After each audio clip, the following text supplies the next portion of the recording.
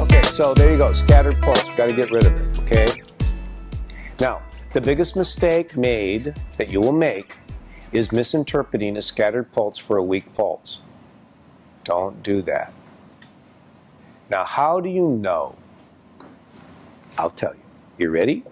It's so simple. Let's say you have a scattered pulse, Barb, in the left sun, or the right sun. You're going, oh God, you know, what am I going to do? What am I going to do? Feel the right guan. If it's pounding, then it's a scattered pulse. If it was really a small pulse or a weak pulse, then the other pulses will be weak too. Same with the left sun. If the left sun is scattered and the left guan is just having a fit, then for sure it's a scattered pulse. I mean, it's a blocked pulse. It's blood stasis. But if you're going, oh, I think that's weak, and you look at the liver pulse and it's weak, and you look at the stomach pulse and it's weak, then you have a weak pulse. That's how to help you. And then the second thing is remember, when you put your finger on a pulse and you go, oh, I can't quite feel it, that's scattered. A weak pulse, a small pulse, you can always feel it. It's extremely thin and it just gives way. Weak pulses can be felt. Scattered dead fish pulses cannot be felt. I mean, I can feel them, but in the beginning you will have problems. So if you can't feel it, it's probably scattered. There's the knee. There's the knee and the chur, and the bird's beak pulse is between the guan and the chur. So the knee problem is not so much a bird's beak pulse, more like a tiny little turtle. The hernia surgery is definitely a bird's beak pulse. I think I'm on the hernia now, and that's the bird's beak.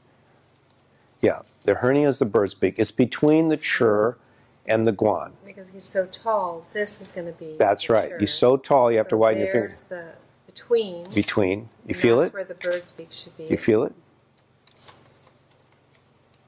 It's subtle. It's areas go this way. Don't push too hard, you'll make it go away. This is good. So we're attaching the herbs to, we're attaching the pulses to the formulas, right? Mm-hmm. Does that help? Mm-hmm. Yes. Okay. Perfect. Happy liver. I love that formula.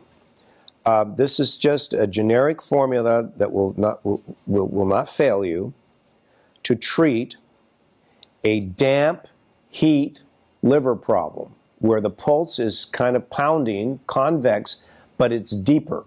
So there's some blood stasis involved. That's why the Gajia Zhu Tong is in there. So those are all damp heat removers for the liver with that Gajia in there. This is not for a floating terrible liver pulse. This is for the more deeper ones. What pulse is for the hot breakers? Another script. So what is our entry? You know, we started late in the game, you know, probably most of us. You know, we're not Chinese, and we didn't have a father and a grandfather and a great-grandfather. So what's our hook? How are we going to get into this profession and rise to the top of it? Pulse diagnosis. That's it. No other way. Unless you buy a Vega machine, and then you're not practicing Chinese medicine. You're out there in Ooga Booga land. Okay? Pulse diagnosis you just bypass everything. Why? Even your professors can't read a pulse. The people you learn from can't read a pulse. It's true, they can't. Doesn't it also create a bond between you and your patient?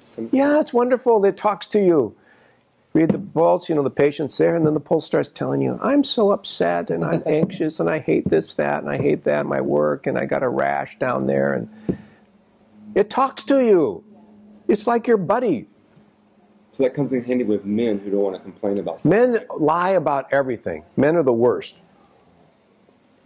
You have to be able to read the pulse to treat a man, because men are just incorrigible. Right. Okay, so that's our entrance. So you can start at 40 years old, and you know, and you're 52, and bang, you really you're good at this, and you can read a pulse.